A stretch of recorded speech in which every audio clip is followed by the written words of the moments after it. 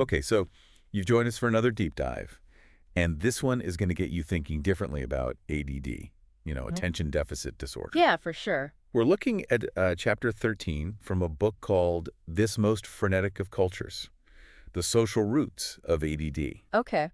And just the title alone is kind of thought-provoking, For right? sure. It's getting us to think about, is this just something in our brains, or are there things happening in our society, especially here in North America, that are playing a part? Right.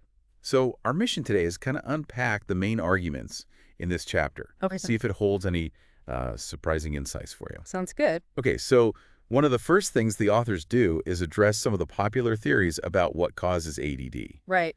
And one that jumped out at me was this idea of like an adventurous gene pool. Uh-huh. Like the kind of people who settled North America were inherently more restless, Mm-hmm. more risk-taking, always on the go. Makes sense. And, those kind of sound like some of the traits we associate with ADD today. Yeah, it paints a very romanticized picture, doesn't it? Yeah, it does. This image of a nation built by, energetic, driven individuals. Yeah, but then the authors bring us back down to earth a bit and say, hey, wait a minute. Right. A lot of the folks coming to North America weren't these lone adventurers. They were running from famine, like the Irish potato famine or war or persecution. Right.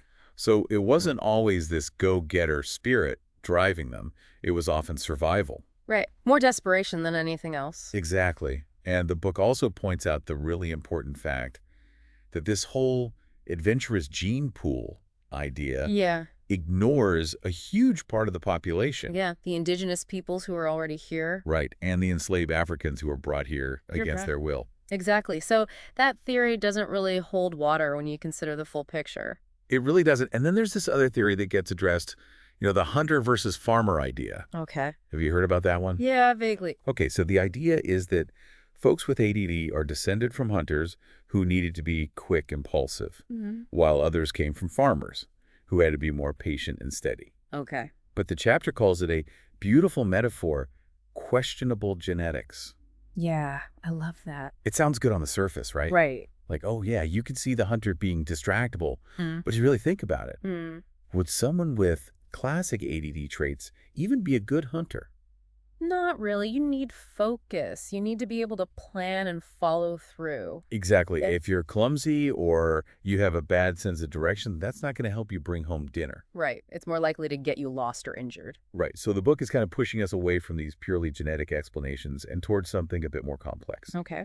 They argue that a big factor is actually the weakening of the family unit due to all these pressures in modern society, Interesting. like economics pressures, Yeah. the need for both parents to work long hours, Yeah. social pressures, constant change, and this feeling like you always have to be on the go. Right. And technology, constantly being plugged in. Exactly. And they say this breakdown of the family is more pronounced in North America than other developed countries. Wow. That's a pretty bold statement. It is, but they back it up with some pretty compelling evidence. Okay. I'm curious to hear more. So the heart of their argument is that our brains, especially in childhood, are shaped by the environment we grow up in. That makes sense. And the family is like the first and most important environment for a child. Right. It's where you learn about relationships, emotions, how to regulate yourself. Exactly. And when that environment is unstable, when there's not a lot of consistency or emotional support, Mm-hmm. that can impact how the brain develops. And they even bring in this concept from John Bowlby called the environment of adaptiveness. Okay. What's that? So basically, Bowlby said that each species evolves to thrive in a particular environment. Right. And if that environment changes too drastically, our behavior might not be well suited anymore. Interesting. So they're applying that to humans and the family. Yeah, they're saying that the rapid changes in our society, like the decline of community and extended family support, the pressure on the nuclear family to do it all, that's creating an environment that's not ideal for raising kids. That makes a lot of sense. And they even compare miswired ADB circuits to something like heart disease. Really? Yeah, they're saying both can be seen as outcomes of an unhealthful circumstance. That's a really interesting way to look at it. It is. Wow. Right. It's not just a problem with the individual. It's a reflection of something bigger. So it's not just about blaming the person with ADD, it's about looking at the system they're living in. Exactly. And they bring up Erik Erikson, who is a psychologist who back in 1950 was already talking about the extreme contrasts and abrupt changes he saw in American society. Wow. So this isn't a new phenomenon. Not at all. And the authors say it's only gotten more intense since then. Yeah, I can definitely see that. Like, think about how much faster the pace of life is now compared to even 20 years ago. Oh, yeah, absolutely. And technology has played a big role in that. For sure. So you have all these factors that are weakening the family unit. Mm. Communities are less tight-knit. Extended families are often spread out. Yeah. Marriages are under a lot of strain. And even within the nuclear family, there's this feeling of being constantly rushed. Yeah, like you never have enough time. Right. And the authors say all of that makes it really hard to be a calm and attuned parent. That makes a lot of sense. When you're stressed and overwhelmed, it's harder to be present and patient with your kids. Exactly. And they quote Robert Bly, who talks about the rage of the unparented. Ooh, that's powerful. Yeah, he's talking about the anger and alienation we see in a lot of young people. And how that might be connected to a lack of parental presence and guidance. Exactly. And Bly has this data showing that between 1935 and 1990, the amount of free time working men had dropped by 23 hours a week.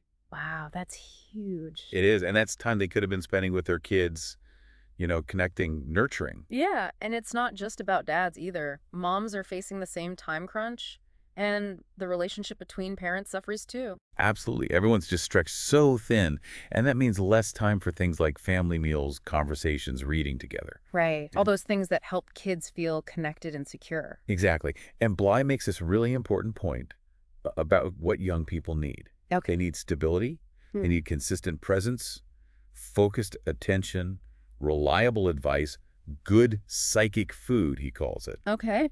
But when parents are too busy or stressed to provide that, kids end up turning to each other. Right, forming what he calls the sibling society. Exactly. And that's not necessarily a bad thing, but it can't fully replace what parents provide. Right. Peers can offer support, but they don't have the same authority or experience. And this leads into another big point the authors make about the undervaluation of early childhood care in our society. Okay. We have this system where both parents, especially moms, are often pushed to go back to work when their kids are still very young. Yeah, the economic pressure is intense. It is. And at the same time, there's not enough support for quality, affordable childcare. Right. Finding good daycare can be a nightmare, and it's so expensive. Exactly. And the authors argue that this is because we as a society don't truly value the importance of those early years. We see it as just babysitting instead of a crucial time for development. Right. And that translates into policies that underfund and understaff child care centers. And that means the quality of care suffers?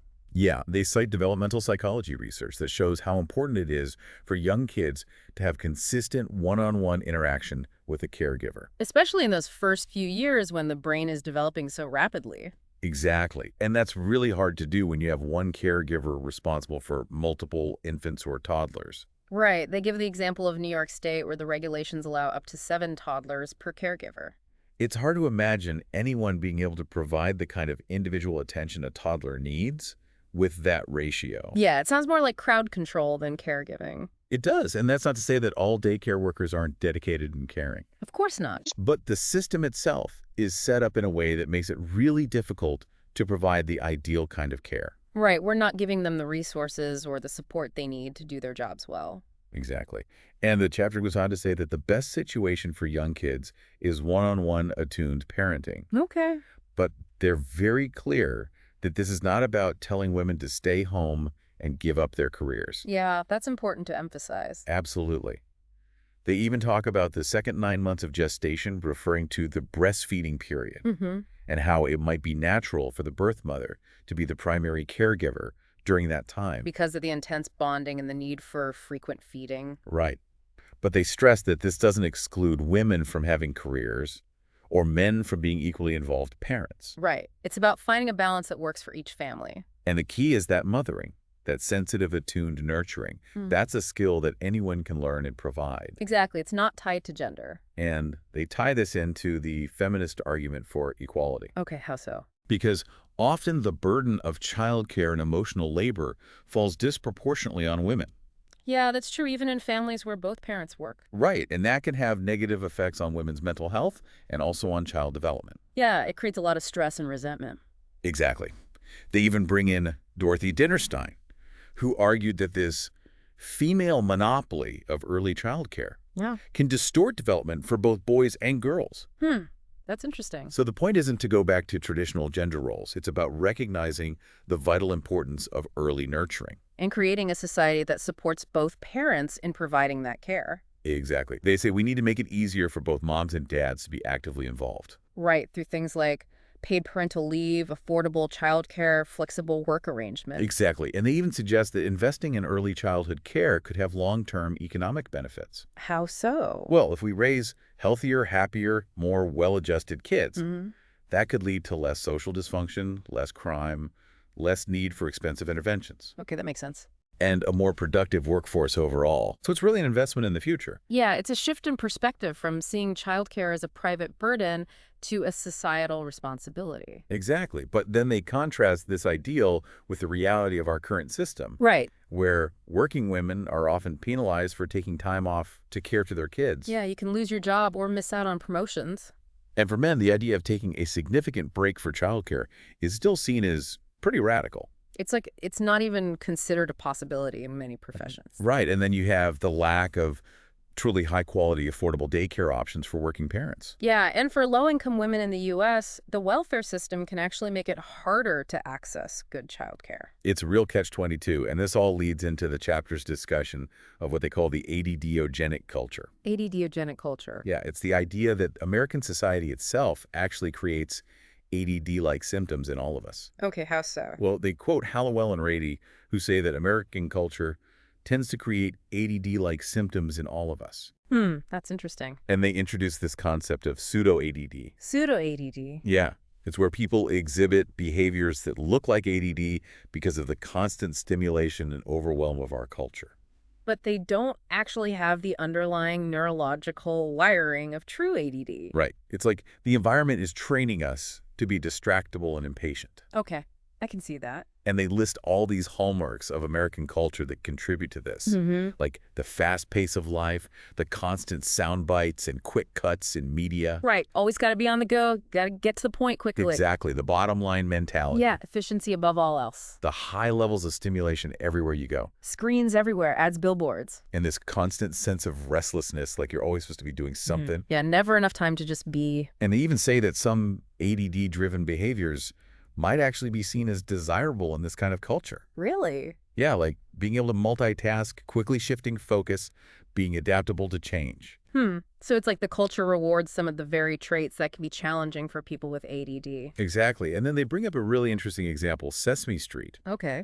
They say that Sesame Street was actually created as a response to the attention difficulties of inner-city children. Really? I never thought about it that way. Yeah, a lot of those kids were likely experiencing ADD-like symptoms due to poverty and stressful family environments. Makes sense.